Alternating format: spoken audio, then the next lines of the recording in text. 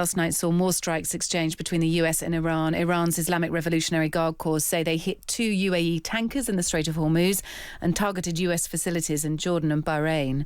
The US says they've completed strikes aimed at degrading Iran's ability to attack commercial shipping, with more explosions heard in Iranian port cities this morning. Speaking to reporters at the White House, Donald Trump has said, "We're knocking out all of their offensive capability, and we're controlling the straits. We're putting the blockade back, and it's a blockade not for anybody but Iran. In other words, anybody doing business with Iran can't go through. Everyone else will be able to go through.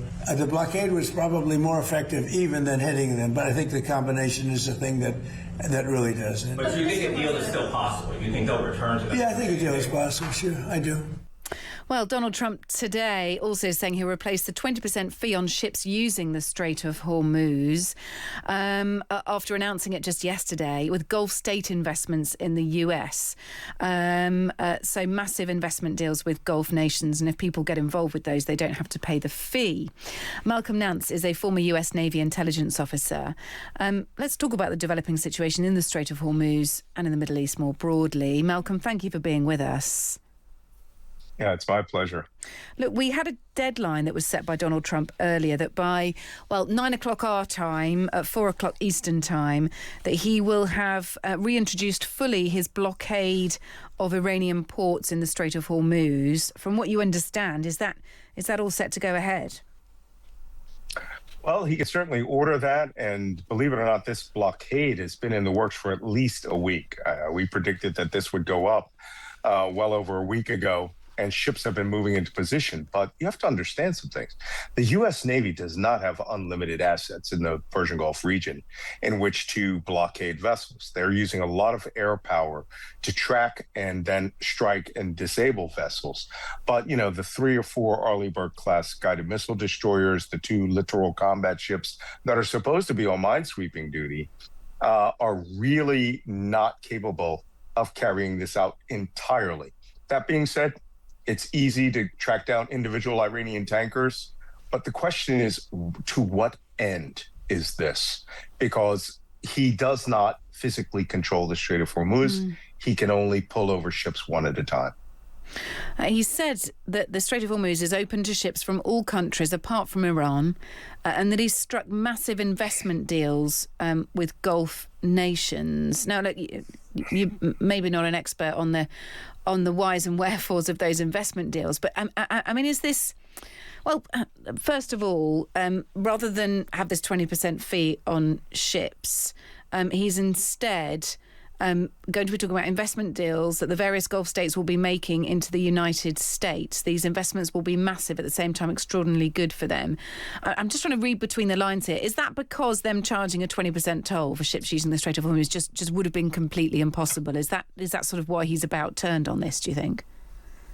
Well, first off, what we're looking at is a fantasy that the president has inside his head that he's trying to execute as foreign policy. This is not viable in any way, shape, or form. I have been through the Strait of Hormuz a dozen or more times. I have been engaged in direct combat with the Iranian Navy, been in minefields, chased small boats. What he is trying to do is now trying to capitalize on what the Iranians have been doing, which is creating what we call the IRGC traffic separation scheme. And very early on, about 2 months into the war, he himself said that he thought that was an excellent idea, charging fees and tolls, and that maybe that he and the Iranians would split these things. What we are really seeing is, and I'm going to be quite frank, as an intelligence professional, we're seeing the president of the United States is put into a very desperate situation. The global oil commodities are now being cut off 20%. And, if I were to strangle you and cut off 20% of the blood to your brain, you would start browning out and dying. That's what's essentially happening to the global economy. And he thinks he can pressure the Iranians into negotiation by reimposing this blockade. But if you put up a close sign over a close sign, you get a close sign. And this is not working out for any country except Iran. They can take it. Is the Strait of Hormuz closed? Do we know what the situation is? The IRGC today saying US aggressions would have no result other than to delay the reopening of the Strait of Hormuz, which indicates that it is it completely closed? I mean, it's only as open or as close as the Iranian Revolutionary Guard wants to make it. I mean, when they fired anti-ship cruise missiles, which we hadn't seen a lot of during this war, and we know that they have a few thousand at the two vessels from ADNOC, they were making a point about who can come through. Once you've transited through, they have the ability to harm you, to touch you. And the point is, everyone used the Iranian Revolutionary Guard traffic separation scheme on the northern quarter. They are in negotiations with Oman. Oman today said that they would like for their side to be free, but the Iranian side to be, can have a fee-based structure. And that's Oman feeling the pressure from Washington and Riyadh.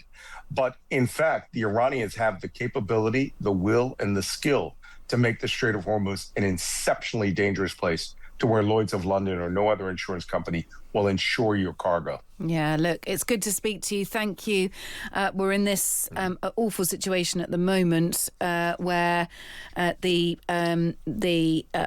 any kind of ceasefire deal, but the MOU, Memorandum of Understanding, is now defunct. There are strikes being traded between both nations, and again, hostilities concerning the Strait of Hormuz, which is being used as the pawn in all this. Oil prices have gone up as a result. Malcolm, thanks for being with us. Malcom Nance, former US Navy intelligence officer. Just a couple of other lines to bring you from the Middle East. Donald Trump has told the Israeli Prime Minister Netanyahu to move forces out of Syria and Lebanon. It's also been the first day of new Lebanon-Israel talks in Rome. The word there is that those talks were productive. Just a couple more lines to bring you there. Overnight, Iran attacked 2 ships in the Strait of Hormuz, killing a crew member and injuring 8 others, according to the UAE. Meanwhile, the US military launched a wave of attacks on Iran for the 3rd night in a row, with Donald Trump suggesting that the US could reimpose a naval blockade on Iran, which would effectively end the Memorandum of Understanding that was signed last month. I'm joined now by David Patrikarakos, author of Nuclear Iran. David, good afternoon. Afternoon, Hugo. So, look, this Memorandum of Understanding, it's not officially dead, but we are in a period of what looks like a controlled escalation. How long can these two nations trade strikes while supposedly negotiating towards peace at the same time? It's a good question. I mean, here we are again, right? We've been having, in one form or another, a very similar conversation over the last several months. I mean, I think a clue to the answer to your question is contained in the Memorandum of Understanding. You see, we haven't even arrived at any sort of a deal, just an understanding toward to what a future deal might contain. So, and I've said before, and I'll say it again, what is interesting, albeit highly disruptive for everybody, is that we have two sides that are actually quite diplomatically and rhetorically similar.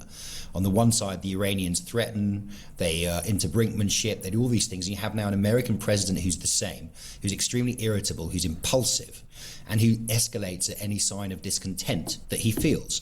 So it's the situation is bad, and this is an escalation. We need to understand what the Americans have done now.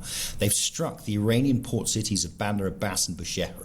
Bandar Abbas is really important because it's the port right near the Strait of Hormuz, and it's also where what's left of Iran's navy kind of is quartered. Bushehr as well, another deeply important port and a big site of Iranians' nuclear ambitions, for long-standing nuclear ambitions. So Trump is escalating this. From what I can hear from DC, he's sick and tired of the Iranians, and he feels that they're not negotiating in good faith. There's something else we have to watch, Hugo, and have to understand, which is Iran, ever since the 1980 hostage crisis, when the revolutionaries took American diplomats hostage for 444 days, Iran is a domestic policy issue in the United States. So at the same time, there is a battle for the succession of Donald Trump. And you see this. On one side, you have J.D. Vance, the vice president, who's trying to peddle a softer line with the Iranians. And on the other, you have Marco Rubio and the people around him who are pushing for tougher line. So as well as all of this, we have to understand that domestic US considerations are also playing into what is already a highly complex situation. It's extremely complex. Look, Iran's strategy, they're targeting tankers in the Strait of Hormuz, as I said at the beginning. Does that seem like a strategy there, or is that just lashing out? What does it mean to you? It's a good question. Now, in the end, I've always said, and I maintain, that in the end, some sort of a deal will have to be reached because everybody needs one. But what the Iranians did over the last couple of weeks wasn't necessary. They did start all this again when they struck the tankers. Now, I go back to my analogy with Donald Trump again. The Iranians always overplay their hands. They become arrogant. Look, the Iranians are convinced they won the war, the March War, the 40-day war, as they call it in the Middle East. They're convinced they won it, and it just seems that they overplayed their hand. They got cocky. Trump has reacted furiously furiously, and here we are again. Yeah, indeed. Look, Donald Trump says he's going to reinstate a naval blockade on Iran and charge 20% on all cargo through the Strait of Hormuz. Does that sound real to you? How likely is it that he'll actually do that, actually be able to do that? It's not likely at all. And you can tell it's just Donald Trump saying, I'm going to do to you what you threatened to do to me. I mean, it's immature and facile. So no, it's not going to happen. And it's not, it's not possible. It's not logistically possible. But in the end, we have two sides that are into overwrought rhetoric, boasting, threatening, self-pity, all of these things that play into the way that diplomacy is conducted. And we have to understand, again, all of these strikes, no one is walking away actually from the table. Everyone wants this deal. These strikes are a form of coercive messaging that both sides are employing, and both sides are not backing down. So for the moment, they're not working. All that's happening is greater disruption. You see the Brent crude oil price is climbing again now to $86, and everybody is suffering. Yeah, David Patrikarakos, author of Nuclear Iran, thank you very much indeed.